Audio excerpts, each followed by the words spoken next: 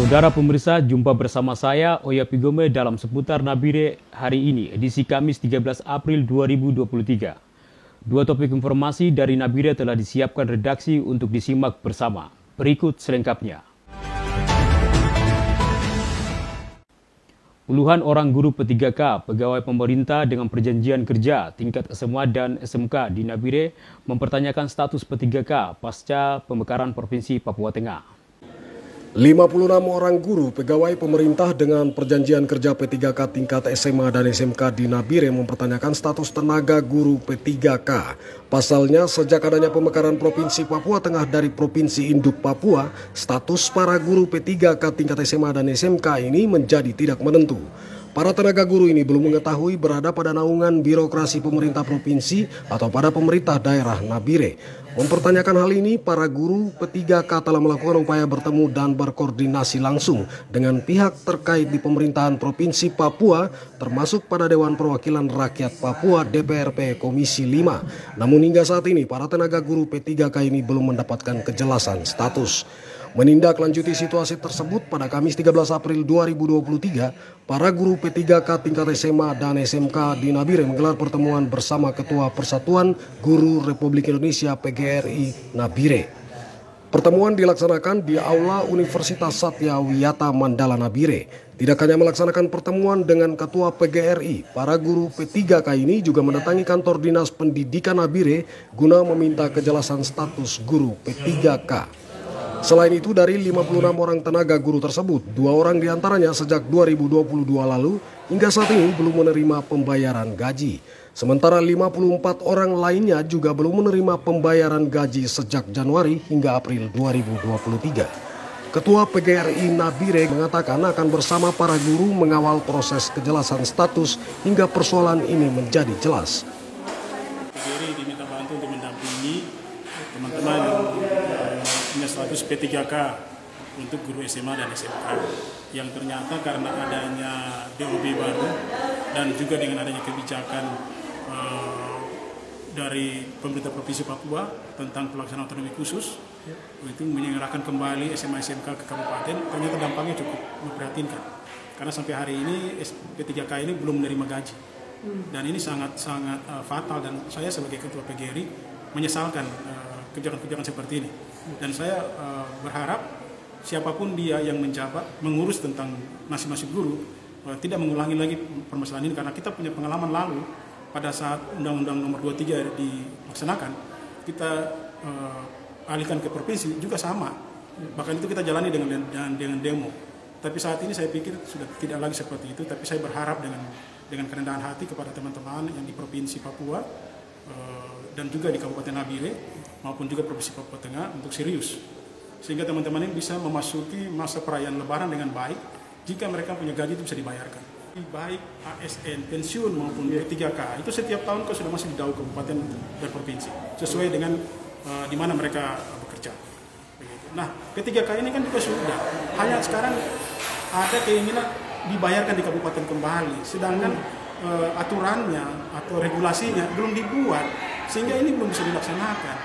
Sementara itu, koordinator para guru P3K Andri Widya berharap pemerintah Provinsi Papua Tengah dan pemerintah Kabupaten Nabire dapat melihat kondisi ini dan bersama para guru mencari solusi. Bahwa jadi nanti untuk kelanjutannya kita akan mengadakan pertemuan dengan Kepala Dinas Pendidikan Kabupaten Nabire dengan Ketua PGRI dan perwakilan daripada P3K di Kabupaten Nabire. Yang lalu itu kita koordinasi dengan dinas-dinas terkait yang berada di Provinsi Papua, yaitu Dinas Pendidikan Provinsi Papua, Badan Kepegawaian Provinsi Papua, dan Badan Pengelola Aset dan Keuangan Daerah Provinsi Papua. Tetapi sampai dengan saat ini hasilnya itu belum ada. Jadi kita mereka itu dengan alasan menunggu regulasi dari pusat sebagai penerbitan dasar dari SK Pelimpahan dan SKPP ASN P3K Kabupaten Nabire. Jadi ke Komisi 5 yang membidangi pendidikan di DPR Provinsi Papua itu, mereka siap membantu ke kementerian terkait, yaitu Kemendagri, BKN maupun Kemenpan, tapi sampai dengan saat ini itu belum ada hasilnya. Akhirnya kami terpaksa mau tidak mau koordinasi di kabupaten dengan ketua PGRI yang ada.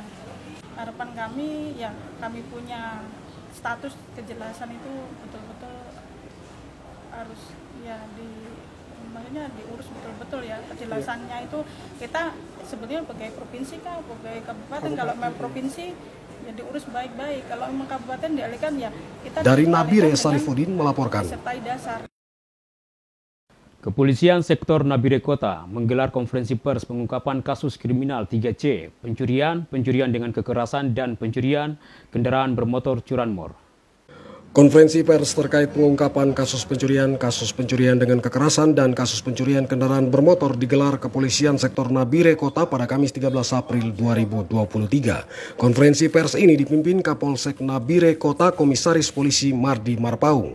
Dalam konferensi pers kali ini, Kepolisian Polsek Nabire Kota mengungkapkan adanya kasus pencurian dengan kekerasan, dan kasus pencurian dengan pemberatan yang terjadi dalam kurun waktu sejak bulan Maret hingga April 2023 pada beberapa titik lokasi di Nabire. Dalam kasus tersebut, Polsek Nabire Kota mengamankan 4 orang tersangka, diantaranya tersangka pelaku jambret berinisial YG, warga Jalan Kalimangga Sanoba, dengan korban berinisial H yang dijamret pada 31 Maret 2023 di Jalan RE Marta Dinata Siriwini. Tersangka YG mengaku melakukan aksi jambret untuk mendapatkan uang guna membeli minuman keras. Selain kasus jambret, Polsek Nabire Kota melalui unit reskrim juga mengungkapkan 3 kasus pencurian kendaraan bermotor curanmor beserta barang bukti kendaraan dan 3 orang tersangka pelaku pencurian.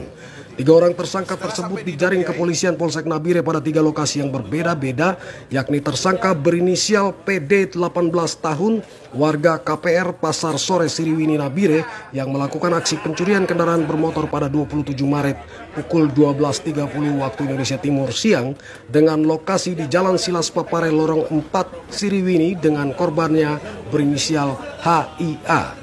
Tersangka berikutnya berinisial NI 41 tahun, warga Jalan Nayak Sanoba, dengan lokasi pencurian kendaraan bermotor di Jalan Poros Samabusa, Kampung Samabusa, Distrik Telukimi pada 29 Maret 2023 pukul 3.00 waktu Indonesia Timur. Tersangka lainnya berinisial LAM 17 tahun, warga Jalan Wisata Sanoba Dalam Nabire, yang melakukan aksi curanmornya pada 18 Juni 2022 lalu pukul 2.00 waktu Indonesia Timur dengan lokasi depan gudang Bulog Jalan Yan Mamoribo Nabire. Perlu kami sampaikan kepada rekan-rekan media, di dalam pengungkapan ini ada beberapa laporan polisi dan juga pada saat terjadinya tindak pidana dengan tertangkap tangan, terutama pelaku penjambretan dengan ancaman pidana 9 tahun. Sementara untuk pelaku penjambretan ini, pencurian dengan kekerasan, sudah proses penyidikan, sudah dikirim SPDP-nya ke kejaksaan. Itu untuk jambret. Yang berikut perlu beberapa waktu yang lalu kami melakukan penangkapan terhadap serta pengungkapan kasus pencurian kendaraan bermotor dari peran masyarakat sebagai yang berikan informasi. Demikian yang bisa kami sampaikan. Tim Liputan seputar Nabire. Untuk sementara. Demikian seputar Nabire hari ini Kamis 13 April 2023. Anda dapat mengikuti berita-berita seputar Nabire pada link www.facebook.com berita seputar Nabire dan pada link YouTube @seputar Nabire. Saya Oya Pigome dan segenap kru yang bertugas mengucapkan terima kasih atas kebersamaan Anda dan sampai jumpa.